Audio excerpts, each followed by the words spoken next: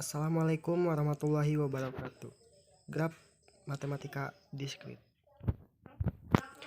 Sejarah graf. Lahirnya teori graf pertama kali diperkenalkan oleh Leonhard Euler, seorang matematikawan kebangsaan Swiss pada tahun 1736. Melalui tulisannya yang berisi tentang upaya pemecahan masalah jembatan Königsberg yang sangat terkenal di Eropa. Masalah jembatan Königsberg adalah mungkin tidaknya melewati ketujuh jembatan yang ada di kota Königsberg masing-masing tempat satu kali dan kembali lagi di tempat semula. Untuk memecahkan masalah itu, Euler memisahkan daratan yang dihubungkan dengan titik atau petek dan jembatan dinyatakan dengan garis atau sisi.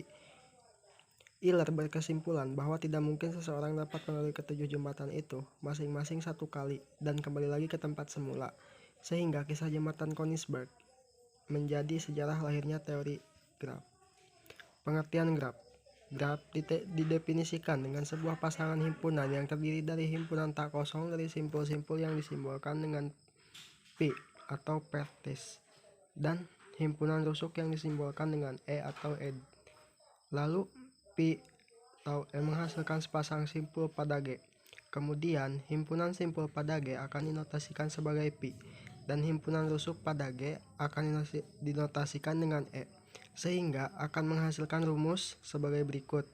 G sama dengan buka kurung pi E tutup kurung. Sebuah metode untuk mencari solusi dari masalah ini adalah dengan membentuk model dari jembatan Königsberg yang dikenal sebagai multigraf. Seperti pada gambar 2, sebuah multigraf memiliki dua elemen, yaitu himpunan petek, titik atau node, dan himpunan edge atau garis yang menghubungkan antar petek. Titik-titik yang diberi label X, Y, Z, dan W pada gambar 2 itulah yang disebut petek, dan garis yang menghubungkan antar titik itulah yang disebut dengan edge. Lalu, Euler menetapkan sebuah aturan yang bisa dipakai di semua multigraf untuk mencari solusi dari masalah pada jembatan Königsberg. Aturan ini disebut dengan Eulerian path. Kategori graf. Berdasarkan ada atau tidaknya gelang, yaitu graf sederhana atau simple graf. Graf tidak mengandung gelang maupun sisi ganda. Sisi adalah pasangan tak terurut. 2. Graf tak sederhana, unsimple graf. Graf yang mengandung sisi ganda atau gelang dinampakkan graf tak sederhana atau unsimple graf. Graf tak sederhana dibedakan lagi menjadi dua, yaitu graf ganda dan graf semu. Graf ganda atau multigraf, graf yang mengandung sisi ganda. Graf semu atau pseudograf, graf mengandung sisi gelang. Jenis-jenis graf. Berdasarkan ada tidaknya gelang atau sisi ganda pada suatu graf, maka graf digolongkan menjadi dua jenis, yaitu graf sederhana dan graf tak sederhana.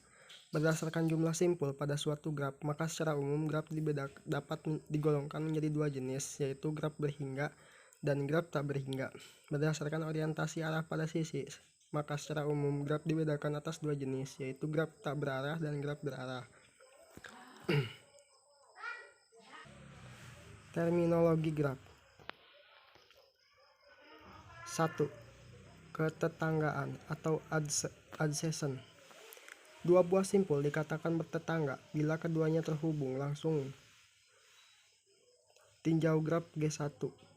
Simpul 1 bertetangga dengan simpul 2 dan 3. Simpul 1 tidak bertetangga dengan simpul 4. Seperti contoh gambar berikut.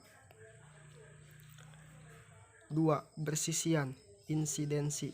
Untuk sembarang sisi E sama dengan buka kurung PJ, VK, tutup kurung dikatakan E bersisian dengan simpul PJ atau E bersisian dengan simpul PK. Tinjau graf G1. Sisi 2 dan 3 bersisian dengan simpul 2 dan simpul 3. Sisi 2 dan 4 bersisian dengan simpul 2 dan simpul 4. Tetapi sisi 1 dan 2 tidak bersisian dengan simpul 4. Seperti contoh gambar berikut. 3. Simpul terpencil atau isolated petek. Simpul terpencil ialah simpul yang tidak mempunyai sisi yang bersisian dengannya. Seperti graf G3, simpul 5 adalah simpul terpencil. 4. Graf kosong atau null graf atau empty graf. Graf yang himpunan sisinya merupakan himpunan kosong, seperti graf N5. 5. Derajat degree. Derajat suatu simpul adalah jumlah sisi yang bersisian dengan simpul tersebut. Notasi D pi tinjau graf G1. D1 sama dengan D4 sama dengan 2. D2 D2 sama dengan D3 sama dengan 3. Tinjau graf G3. D5 sama dengan 0, simpul terpencil.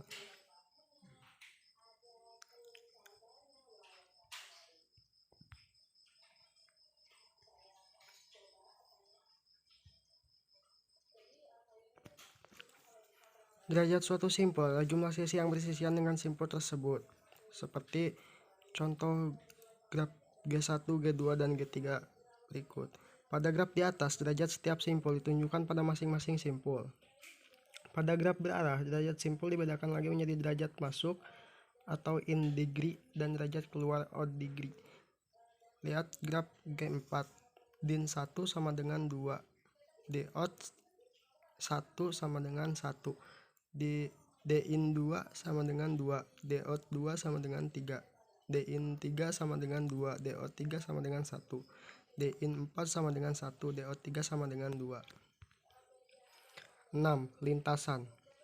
Lintasan yang panjangnya N dari simpul awal P0 ke simpul tujuan Pn di dalam graf G ialah barisan berselang-seling simpul-simpul dan sisi-sisi yang berbentuk P0, E1, P1, P2, P2, seterusnya sampai Pn min 1 En Pn sedemikian sehingga E1 sama dengan buka kurung P0 dan P1 tutup kurung, E2 sama dengan P1 dan P2.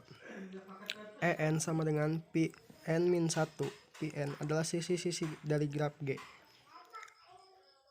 seperti graf G1. Lintasan 1, 2, 4, 3 adalah lintasan dengan baris sisi 1 dan 2, 2 dan 4, 4 dan 3. Panjang lintasan adalah jumlah sisi dalam lintasan tersebut. Lintasan 1, 2, 4, 3 pada G1 memiliki panjang 3. 7. Siklus atau sirkuit. Lintasan yang berawal dan berakhir pada simpul yang sama disebut sirkuit atau siklus. Seperti graf G1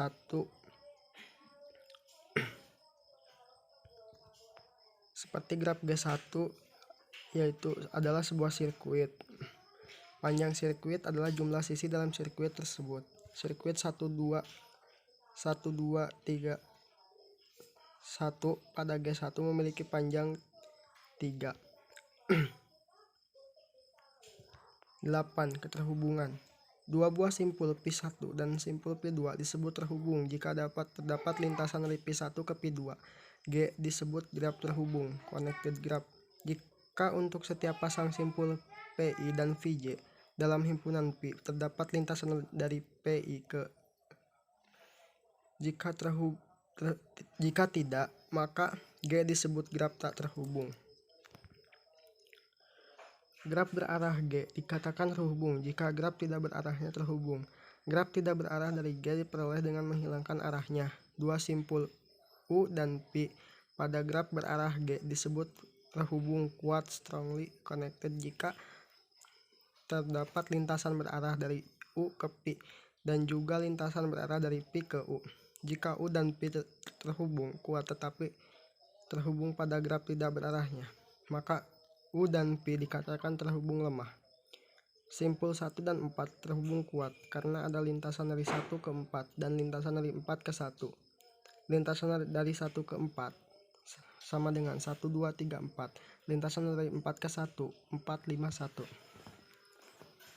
1. Graf berarah G disebut graf terhubung kuat, strongly connected graph, apabila untuk setiap pasang simpul sembarang U dan P di G terhubung kuat. Kalau tidak, G disebut graf terhubung lemah. 8. Upgraph, subgraph, dan komplement graph. Misalkan G sama dengan PE adalah sebuah graf, G1 sama dengan P1, dan E1 adalah upagraf atau subgraf.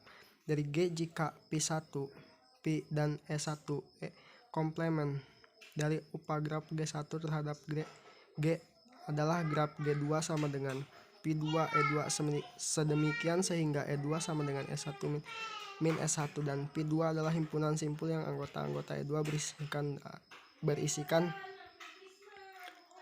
dengannya. Komponen graf connected komponen adalah jumlah maksimum upagraf terhubung dalam graf G. Graf G di bawah ini mempunyai 4 buah komponen. Pada graf berarah, komponen terhubung kuat. Strongly connected component adalah jumlah maksimum upagraf yang terhubung kuat.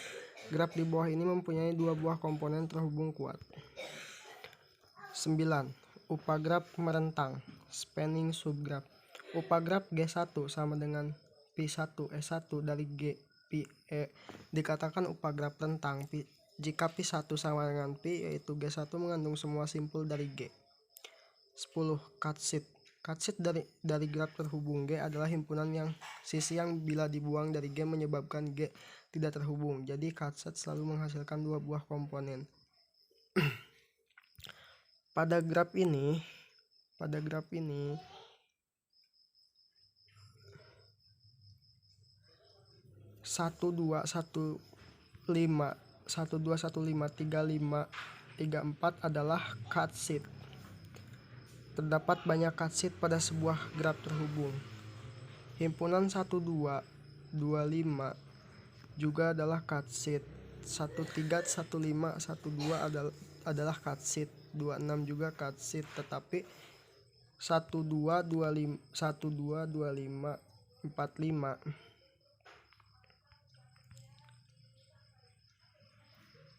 bukan cutsheet sebab himpunan bagiannya 1225 merupakan cutsheet.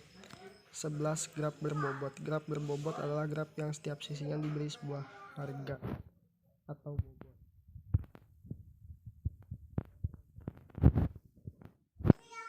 Cukup sekian. Terima kasih.